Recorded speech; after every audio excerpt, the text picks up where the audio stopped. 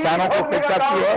और इसलिए भारतीय जनता पार्टी सरकार को उत्तराखंड से उखाड़ कर फेंकने का संकल्प आज इस रैली के माध्यम से कांग्रेस के कार्यकर्ता सड़कों पर ले रहा है और विधायक हमारे सदन में संघर्ष कर रहे हैं। कांग्रेस ने रैली के जरिए न सिर्फ सरकार को ललकारा है, बल्कि आवाम की आवाज को उठाने का काम भी किया। चुनाव से चंद महीने पहले बीजेपी के लिए ये किसी चुनौती से कम भी नहीं। वहीं कांग्रेसी भी मानते हैं कि सरकार का जाना तो तय है, चाहे अब वो कितना ही जोर लगा ले। इस रैली का मकसद है, मैं उनका स्वागत करता हूँ, भाजपा हटाओ हमारे बीच में प्रदेश हमारे और कांग्रेस नगर जनपद के अध्यक्ष यहाँ बाहर जो है कांग्रेस का कार्यकर्ता लड़ेगा, हम भी साथ में होंगे और सदन के भीतर हम लोग जो है यहाँ के लोगों की आवाज उठाने का काम करेंगे।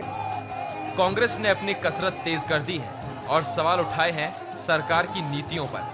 यानी आने वाले दिनों में सरकार और विपक्ष के बीच तकरार भी होगी और आरोप प्रत्यारोप भी चलेंगे। लेकिन फिलहाल तो कांग्रेस हावी दिख रही है और बीजेपी पर बीस साबित हो रही है। शाहीन चौधरी, टीवी 100, देहरादून।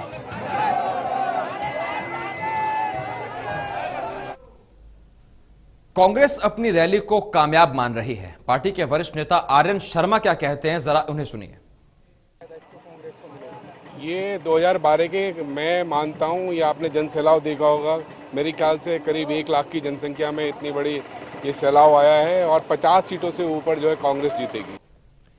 राज्य सरकार पर भ्रष्टाचार के आरोप हैं और इन्हीं आरोपों पर कांग्रेस आज सड़क पर उतरी। सड़क पर कांग्रेस के साथ भारी जन सैलाब था। इसी जन सैलाब को देखते हुए कांग्रेस अब यह दावा कर रही है कि 2012 जो विधानसभा चुनाव है उसमें कांग्रेस को मन मुताबिक जीत मिलेगी। इस जन सैलाब को देखते हुए बीजेपी सरकार के भी पसीने छूट गए। सबसे बड़ा सवाल यही है कि 2012 में जो विधानसभा चुनाव होने जा रहे हैं उसमें कांग्रेस जीत का दम भर रही है। लेकिन अगर इस तरह का जन समर्थन साथ रहा, अगर इस तरह का जन सैलाब साथ रहा, तो कांग्रेस को जीत मिलेगी, इसमें कोई दो राय नहीं है। और ऐसे में अब राज्य सरकार सदन में रहकर जनता की नजरों में छवि सुधारने की कोशिश कर रही है। तो ये तस्वीरें सड़क की हैं, जहां कांग्रेस भारी जन सैलाब के साथ आज सड़क पर उतरी। यशपाल आर्य इस वक्त प्रदेश अध्यक्ष उत्तराखंड कांग्रेस के हमारे साथ फोन लाइन पर जुड़ रहे हैं, उनसे बातचीत करते हैं।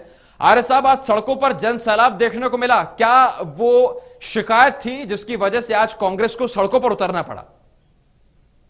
देखिए, पिछले 4.5 सालों में जी भारतीय जनता पार्टी की सरकार ने जी इस राज्य को विकास से वंचित किया है। जी आज हम विकास की दौड़ में लगातार पिछड़ते जा रहे हैं। जी विकास अवरुद्ध हो चुका है जी और भ्रष्टाचार ने इन सालों में भाजपा के शासनकाल में अपनी गहरी जड़ें जमा दी हैं। जी यहाँ के जल जंगल जमीन को पूरी तरह बेचने का काम पिछले 4-4.5 वर्षों में होता रहा है। जी आपदा की राशि हो या महाकुंभ का घोटाला हो, सारे स्टेडियम भूमि घोटाला हो, शायद गेम्स हो, अनगिनत घोटालों की बाढ़ से इस राज्य में इनके शासनकाल में आती रही है। जी और हमारा स्पष्ट कहना है कि हमने पहले भी कहा है, आज भी कह रहे हैं कि 2007 में जब माननीय मुख्यमंत्री, तत्कालीन मुख्यमंत्री खंडूरी जी थे, उनके कार्यकाल में भी घोटाले हुए। जी परिवर्तन हुआ, नेतृत्व परिवर्तन हुआ, उसके बाद निशंक जी बने मुख्यमंत्री, एक घोटालों की फिर लगातार एक सिलसिला जारी रहा। जी लेकिन जो कैग की रिपोर्ट आई आपदा महाकुंभ घोटाले, महाकुंभ के मामले में, उसमें साफ जाहिर हुआ कि इन्होंने 340 करोड़ रुपए का घोटाला, 240 करोड़ रुपए का घोटाला इस सरकार ने किया है। जी हमारा मानना है और हमारा कहना है कि 2007 से लेकर 2011 तक के जो घोटाले हैं, इसकी जांच सीबीआई से होनी चाहिए। जी और इस बार नेतृत्व परिवर्तन हुआ है। पहले खंडूरी जी को बदला गया, उसके बाद निशंक जी आए, उसके बाद फिर सत्ता की चाबी माननीय खंडूरी जी को सौंपी गई। लेकिन चेहरा बदला है। जी पूरी सरकार वही है, मंत्री वही है, जिनके खिलाफ घोटाले में शामिल होने के आरोप है, भ्रष्टाचार के आरोप है। लेकिन उनके खिलाफ क्या साहस है कि इस प्रदेश के माननीय मुख्यमंत्री को कि उनके खिलाफ कार्रवाई करें, उनके खिलाफ जी। सीबीआई जांच के लिए प्रस्ताव भेजें, और जो घोटाले हैं उनके खिलाफ प्रस्ताव भेजने का साहस मुख्यमंत्री जी में है, तो उनको धन्यवाद देना चाहते हैं। लेकिन इनमें साहस नहीं है। जी। ईमानदारी की बात जरूर कह रहे हैं, पारदर्शिता की बात जरूर कह रहे हैं, लेकिन जिस मुट्ठी में वो घिरे हुए हैं, जो उनका अपनी मंत्रिमंडल है, सारे के लोग तो वही हैं। पार्टी का चेहरा बदलने से, पार्टी की छवि बदलने वाली नहीं है। बिल्कुल और बिल्कुल। जो इन्होंने आर्य साहब, भ्रष्टाचार- इस पर भी लौटेंगे, जो हमारा सियासी पहलू है इस पर भी लौटेंगे, इस पर बातचीत करेंगे। लेकिन अभी बीच में जो ये रैली हुई थी, इसमें नेता प्रतिपक्ष हरक सिंह रावत जी का जो ब्लड प्रेशर है वो लो हो गया था, उन्हें आईसीयू में भर्ती कराया गया था। फिलहाल उनकी तबीयत कैसी है? देखिए, माननीय हरक सिंह रावत जी हमारे नेता प्रतिपक्ष से बहुत जुझारू हैं। जी। आज बहुत ज्यादा उमस भी थी और लगातार उनको दौड़ इधर हाउस के बाद जो हमारा प्रदर्शन उसमें शरीक होना पड़ा। जी।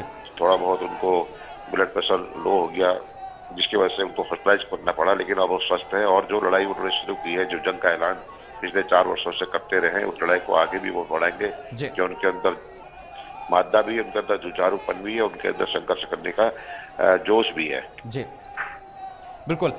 जो आज की इस वापस लौटते हैं रैली की तरफ। आर्य साहब, जिस तरह से आज रैली सड़कों पर नजर आई, ऐसा लगा कि पूरी कांग्रेस की ताकत दिखाई दी, जन सैलाब पूरा नजर आ रहा था। इस रैली को किस हद तक कामयाब मान रहे हैं आप? देखिए, एक ऐतिहासिक रैली हुई है। आज तो मेरा नहीं, तमाम कांग्रेस के साथियों का और तमाम विभिन्न सामाजिक कार्यकर्ताओं की इस बात को कहना है कि इस रैली आज तक की सबसे बड़ी रैली रही है, जिसमें 50,000 से भी हमारे कांग्रेस कार्यकर्ताओं ने भागीदारी की।